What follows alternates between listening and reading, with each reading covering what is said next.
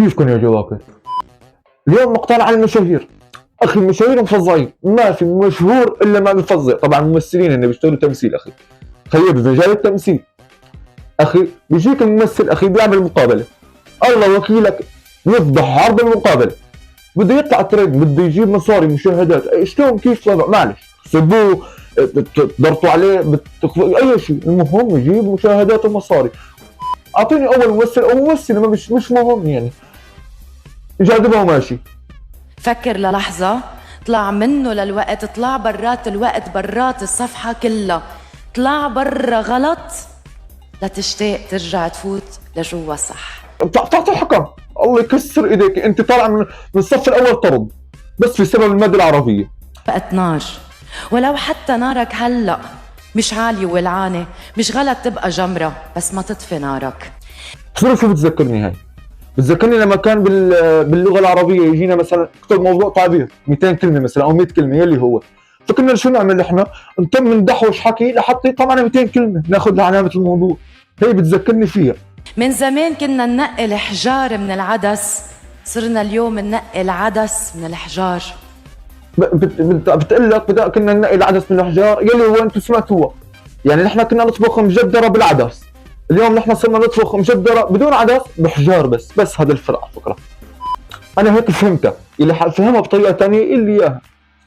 مبروك الله يرحمه، صاروا الجواب الثابت بعد كل كيفك، من بعد ما كنا نحمد الله بعد كل مرة. هو فعليا سؤال كيفك بيعني قد ايه انت اليوم مسيطر على حالك وعلى عقلك.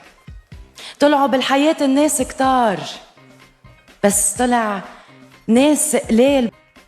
علي لحلا صيجعني راسي زلمه، ما عم بستوعب، لان ما عم بستوعب اخي، ما عم بتفوت الخميس في الجمعه بالسبت بالاثنين بالخميس بالثلاثه، عم تفوت الدنيا ببعض اخي. انا صيجعني راسي، ان شاء الله غير. كرامه لمحمد، اعطيني مقطع ثاني. الممثلة الرائعة الجميلة نادين الراسي، أول شيء ما شاء الله شو سر هالجمال وهالطلة الحلوة؟ يعني شو هالسؤال المذيع؟ يعني شو السؤال؟ شو هالسؤال السخيف يا زلمه؟ اكيد بوتوكس فيلر بتاع كله يا زلمه، يعني شو بده يكون غير هيك؟ مشان الله بعدين مش حلوه هيك. ولا الصلاة. الو الو الو، مين انت؟ انا؟ مو لا بكره. اللهم قوي ايمانك، يسعد الله للصلاه. خذ بلشنا كذب يا زلمه. صراحة يعني أنا كل عمري كنت قريبة من ربنا، أكيد نحن أولاد الله. اولاد مين؟ الو اولاد مين؟ انا؟ اولاد استغفر الله، بتعرف تحكي انت ولا؟ بس الحياة بتلهيك وبتاخدك وبتجيبك وبتطلعك وبتنزلك. خسارة خيي كمان كانت ضربة كتير كبيرة، وكان وعي. خيي خليلي يا عجنة، الله يرحمه، خليلي يا عجنة، ما تفوتي لي بمواضيع ثانية. قول ربنا كتر خيرك، فا ايه ربنا كتر خيرك وخيرك والله، يعني ما عندناش مشكلة. مش يسعد الله، غير اخي، مشان الله غير، يسعد الله والله شيء وجه الراس. هل ممكن يزن السيد يطلب يوما ما من زوجته انه تتحجب؟ ليش لا؟ يسعد دينك والله انك زلمه، يسعد دينك انك زلمه. ها هيك يا اخي، اللزات ايه ها هيك، اعطينا مقاطع هيك يا حبيبي، بدنا زلم، نحن بدنا زلام.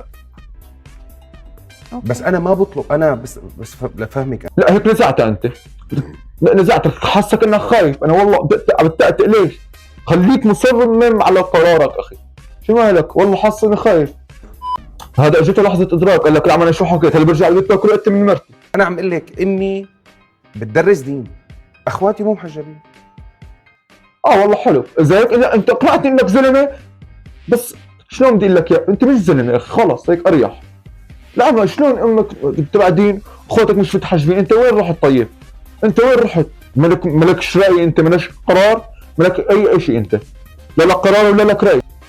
اوكي، بس نحن ما عندنا هذا التخلف الدين.